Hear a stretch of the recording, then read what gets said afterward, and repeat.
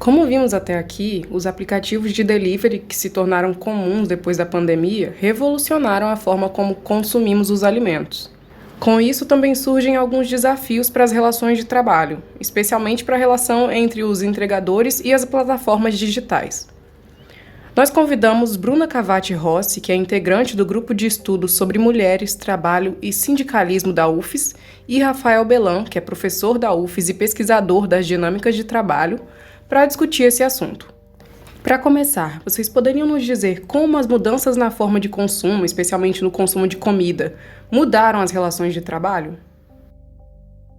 No momento da pandemia,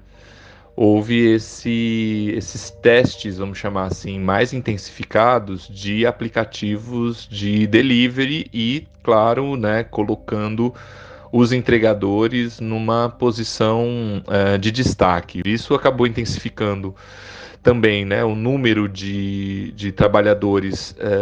que estão nessa função, né, nessa atividade de entregadores, criando uma espécie de exército de trabalhadores entregadores por aplicativos, quase criando uma nova profissão, né, profissão de entregadores por aplicativo. Eu não diria que as mudanças na forma de consumir mudaram as relações de trabalho. Eu considero muito complexa essa relação de causalidade direta, assim, independente do que a gente esteja tratando. O que eu penso que nós possamos observar é que as mudanças no mundo do trabalho, entre as quais a gente consegue ver os entregadores subordinados às plataformas digitais, são acompanhadas por mudanças nas formas de nos relacionarmos socialmente, o que inclui como nós consumimos. A adesão dos trabalhadores a essas empresas plataformas, num primeiro momento, teve bastante relacionada com a busca por maior autonomia e também rendimentos. Porém, com o tempo, e aí inúmeras pesquisas mostram isso, o que se percebeu foi uma degradação das condições de trabalho, com menores rendimentos, maiores jornadas, pouco ou nenhum acesso à proteção social, impactando também motoboys que não estavam inseridos nas empresas plataformas. Foi ali no contexto da pandemia de Covid-19, com a crescente demanda pela realização de entregas, como de comida, pela necessidade ali de realizar o isolamento social, isso para aqueles que tinham possibilidade de fazê-lo, que esses trabalhadores acabaram adquirindo maior visibilidade, apareciam aí entre as atividades essenciais daquele contexto. Ao mesmo tempo, então, que crescia a demanda pela prestação desses serviços, mais trabalhadores também aderiam a essas ocupações, principalmente pela necessidade de obter alguma renda para conseguir sobreviver mesmo naquele momento, onde muitos postos de trabalho foram encerrados, principalmente dentro da informalidade. Além da mudança na relação entre o trabalhador e o patrão, que nesse caso é a plataforma de delivery, a gente também pode falar dos impactos desse tipo de trabalho na vida dos próprios entregadores. A incerteza sobre quanto vai ganhar no final do mês, ter que abrir mão dos finais de semana, a pressão para cumprir uns prazos apertados de entrega, tudo isso afeta a qualidade de vida, certo? Bom, como vocês enxergam os impactos disso? O que a gente enfrenta com esse crescimento das plataformas de alimento é uma espécie de mediação algorítmica da forma como a gente se alimenta. Então, se antes, lógico, o consumo em restaurantes, em lojas de alimento, era algo já presente, claro, na vida cotidiana da maior parte das pessoas, isso agora é realizado por um ambiente digital, por uma plataforma que acaba mediando com os seus algoritmos os nossos costumes alimentares. E essas empresas, mais do que mediadoras, elas são organizadoras do consumo de alimento por delivery no Brasil e no mundo, né? Basta você ver como são poucas empresas e muito monopólicas, vamos chamar assim, né? São empresas que detêm um grande número de pessoas, de usuários e perfis, né? E acabam, como eu disse, mediando essa relação entre consumidor e o alimento, colocando esse exército de trabalhadores que são os entregadores, mas também a gente pode considerar também os trabalhadores desses restaurantes, né, em condições, como eu disse, cada vez mais precárias. Essas relações de trabalho dos entregadores subordinados às plataformas digitais se inserem em um fenômeno mais amplo que permeia e que tem se mostrado como uma tendência do mundo do trabalho. A isso a Bíblia denota por uberização do trabalho. Ainda que as plataformas digitais potencializem e escancarem esse fenômeno, ele é anterior a elas. A uberização só pode se estabelecer pela existência de meios técnico-políticos, sobretudo pelas mudanças em geral de flexibilização nas próprias legislações que regulam as relações de trabalho, permitindo o avanço de relações contratuais mais frágeis. Os impactos da uberização do trabalho, eles podem ser percebidos, observados em múltiplos âmbitos, como, por exemplo, na qualidade de vida, na saúde física, mental dos trabalhadores, considerando que muitos trabalham jornadas exaustivas, buscando aí uma renda suficiente para garantir a manutenção da sua vida e daqueles que deles dependem, com poucas pausas, dificuldade de uma alimentação balanceada ou mesmo de ter espaços para realizar suas necessidades fisiológicas, onde essas condições de trabalho degradantes elevam, por exemplo, os riscos de acidentes, sobretudo de acidentes graves,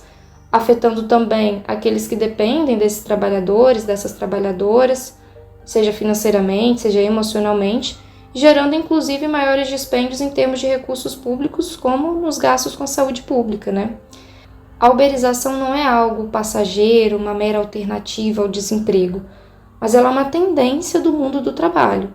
Todos nós estamos sujeitos a nos tornarmos, trabalhadores uberizados. Trabalhar tendo uma série de regras pouco explícitas que regem processos de trabalho,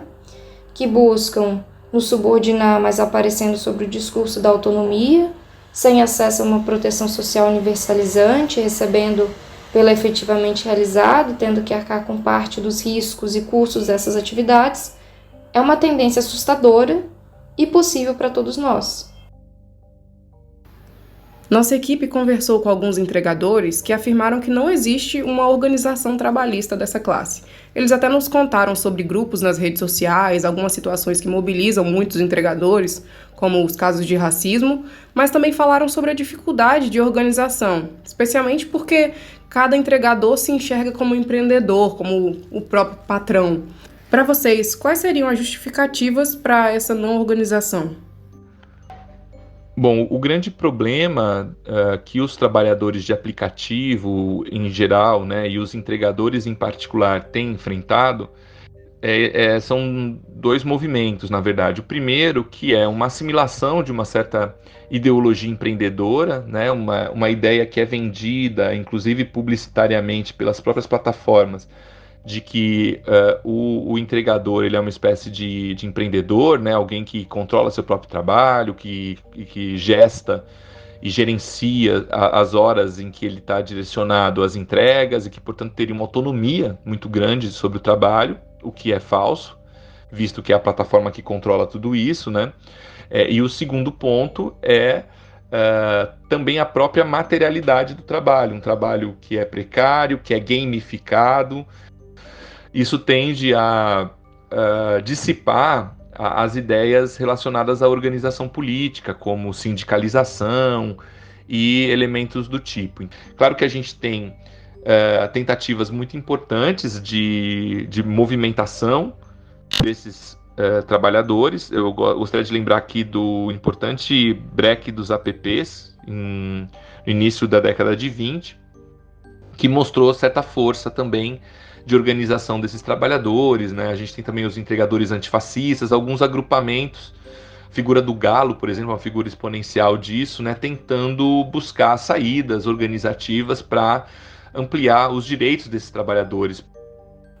Existem inúmeras organizações espalhadas ali por todo o Brasil que buscam organizar esses trabalhadores coletivamente. O que não existe, não até o presente momento, são sindicatos reconhecidos pelo Estado que possam representar oficialmente esses trabalhadores e falar em nome da categoria. E essa organização ela se evidencia em inúmeras mobilizações e breaks realizados em todo o país, que, como eu falei, o break dos apps ali em 2020 foi uma das maiores manifestações, Inclusive, em alguns casos, esses trabalhadores buscam formas que possam se aproximar do sindicalismo tradicional, então aproximações com o sindicato já existente, como por exemplo o sindimotos, ou em outros casos, formas que se afastem do sindicalismo tradicional, buscando se organizar como por meio de associações e de coletivos. No caso do Espírito Santo, por exemplo, nós temos o Sintapes, que é um sindicato, lógico, ainda não é reconhecido oficialmente pelo Estado, como eu falei, até porque não seria possível considerando que essas categorias profissionais não existem oficialmente, não estão no CBOs, então não pode representar esses trabalhadores, mas que busca se colocar aí como entidade de representação, por exemplo, do caso dos motoristas e dos motociclistas plataformizados e de outros trabalhadores também vinculados às plataformas digitais. A gente consegue perceber que a organização dos trabalhadores, no caso dos entregadores, ela acaba sendo dificultada por fatores estruturais, como a própria institucionalidade, que traz gargalos históricos para a luta dos trabalhadores informais, bem como pelas mudanças no mundo do trabalho, da própria sociabilidade, com novos e específicos desafios, a partir dessas relações de trabalho. Porém, essa organização coletiva também não é impossível, O que se evidencia nas associações, coletivos e outras formas de luta e resistência criadas por esses trabalhadores. Essas organizações, elas são fundamentais, ainda mais num contexto que a gente vem vivenciando de ataque frontal aos direitos do trabalho, onde no caso dos entregadores, também dos motoristas plataformizados, emerge com propostas de regulação, de legislações, que trazem como pano de fundo, como geral, legalizar essa lógica de trabalho, da uberização. E aí, se a gente entende a uberização como um futuro possível, uma tendência do mundo do trabalho, que abarca todos nós enquanto classe trabalhadora, a gente percebe que a luta desses trabalhadores é ou deveria também ser a nossa.